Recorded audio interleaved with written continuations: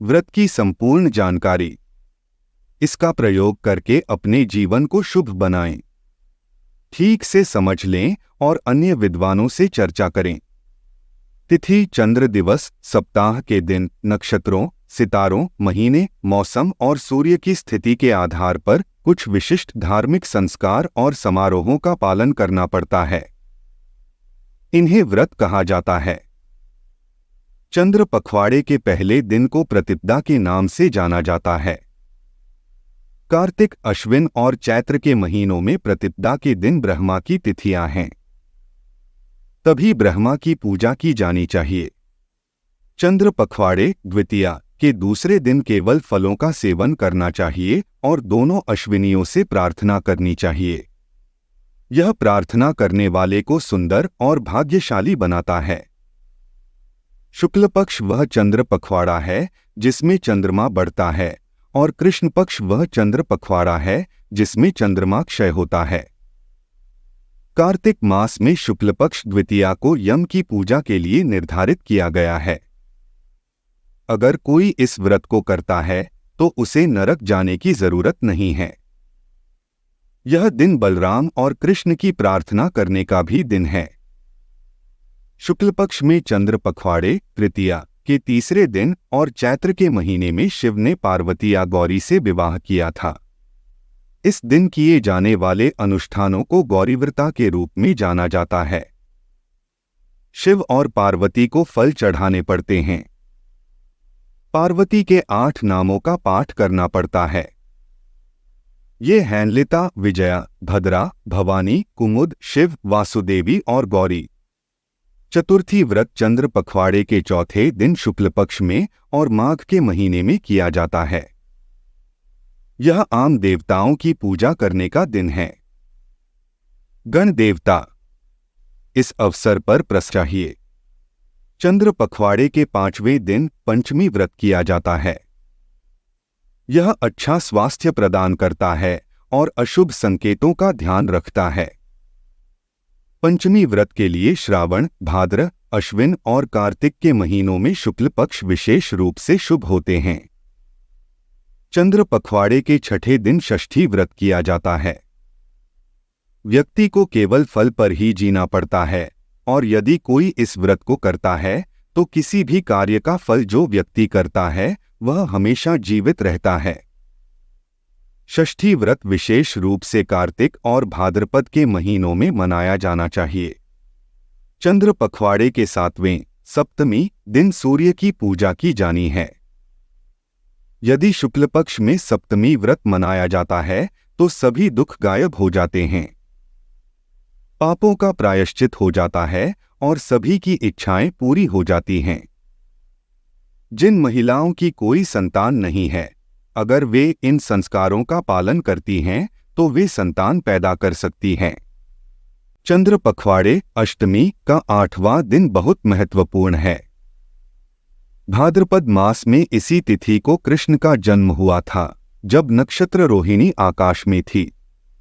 इसलिए भाद्रपद मास में अष्टमी शुभ मानी जाती है। यदि कोई उस दिन उपवास करता है और कृष्ण से प्रार्थना करता है तो उसके पहले के 7 जीवनों के पापों का प्रायश्चित हो जाता है। लेकिन इस व्रत का पालन कृष्ण पक्ष में किया जाना चाहिए, न कि शुक्ल पक्ष में, क्योंकि कृष्ण का जन्म कृष्ण पक्ष में हुआ था। इस अवसर पर कृष्ण, रोहिणी और चंद्रमा के साथ साथ देवकी, वासुदेव, यशोदा, नंद और बलराम की भी पूजा की जाती है। चूंकि कृष्ण का जन्म इस अष्टमी तिथि को हुआ था, इसलिए इस विशेष दिन को जन्माष्टमी के रूप में जाना जाता है।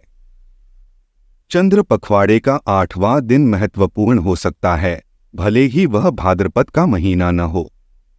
उदाहरण के लिए चंद्र पखवाड़े का 8वां दिन शुक्ल पक्ष और कृष्ण पक्ष दोनों में बुधवार हो सकता है। महीना चाहे जो भी हो, इस तरह की अष्टमी महत्वपूर्ण है और इसे बुधष्टमी के रूप में जाना जाता है। उस दिन व्यक्ति को केवल गुड़ और चावल पर जीना पड़ता है और व्रत करना पड़ता है। धीरा नाम का एक ब्राह्मण हुआ करता था जिसकी पत्नी का नाम रंभा था। धीरा के बेटे का नाम कौशिका था उनकी बेटी का नाम विजया था और धीरा के बैल का नाम धंधा था। कौशिका अन्य चरवाहों के साथ बैल को चराने जाता था। एक बार जब कौशिका भागीरथी नदी में स्नान कर रहा था और बैल चर रहा था, तो कुछ चोर आए और बैल को चुरा लिया। कौशिका और उसकी बहन विजया ने हर जगह उसकी तलाश की, लेकिन वह नहीं मिला। बैल की तलाश में वे एक झील पर आए जहां कुछ महिलाएं व्रत करते हुए स्नान कर रही थीं। भाई और बहन थके हुए और भूखे थे और वे कुछ खाने के लिए तरस रहे थे। महिलाएं उन्हें भोजन देने के लिए तैयार हो गईं, लेकिन कौशिका और विजया द्वारा बुद्धष्टमी व्रत करने के बाद ही, और जैसे ही कौशिका ने अनुष्ठान किया, बैल चमत्कारिक रूप से उसके पास लौट आया। व्रत की शक्तियां ऐसी थीं कि कौशिक अपनी बहन विजया का विवाह यम से करा सकता था और वह स्वयं अयोध्या का राजा बन गया। अपने माता पिता धीरा और रंभा की मृत्यु के बाद विजया को पता चला कि उसके पिता और मां नरक में थे। जब उसने यम से पूछा कि उसके माता पिता नरक से कैसे मुक्त हो सकते हैं, तो यम ने उससे कहा कि कौशिका और विजया को फिर से बुद्धष्टमी व्रत करना चाहिए, और ऐसा करने के तुरंत बाद माता पिता को स्वर्ग प्राप्त हुआ। चंद्र पखवाड़े का 9वां दिन नवमी है और शुक्ल पक्ष में नवमी विशेष रूप से अश्विन के महीने में गौरी की पूजा के लिए निर्धारित की जाती है। इस अवसर पर देवी को एक पशु की बलि देनी होती है और उसे अर्पित करना होता है।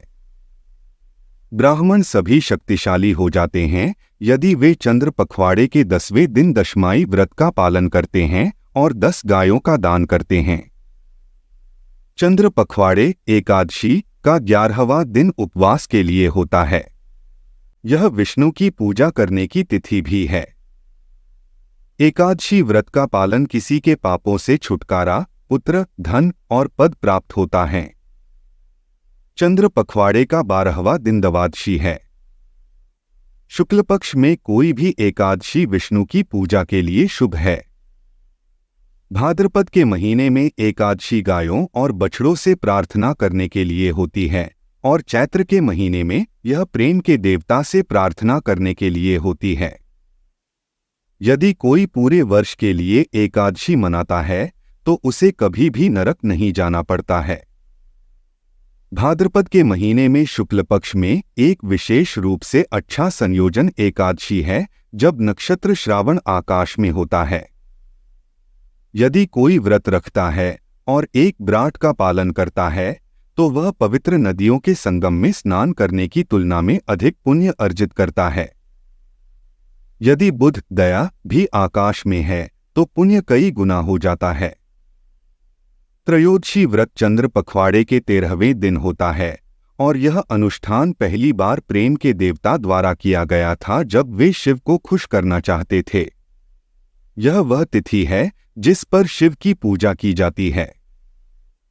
आश्विन मास में इस तिथि को इंद्र की भी पूजा की जाती है और चैत्र के महीने में उसी तिथि को शुक्ल पक्ष में प्रेम के देवता की पूजा की जाती है।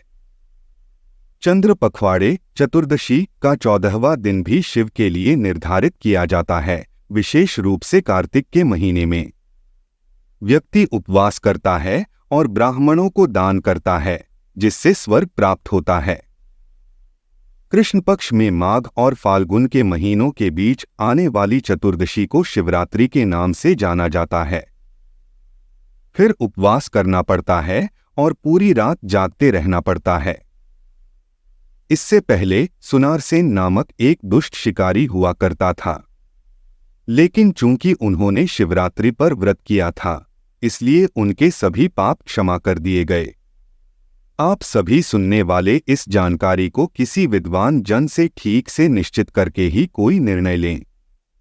ज्योतिष की परंपरा का भी निर्वाह करें। ईश्वर पर आपका विश्वास आपको शक्तिशाली बनाता है। धन्यवाद। आप देख रहे थे गॉड ब्लेस टीवी हिंदी।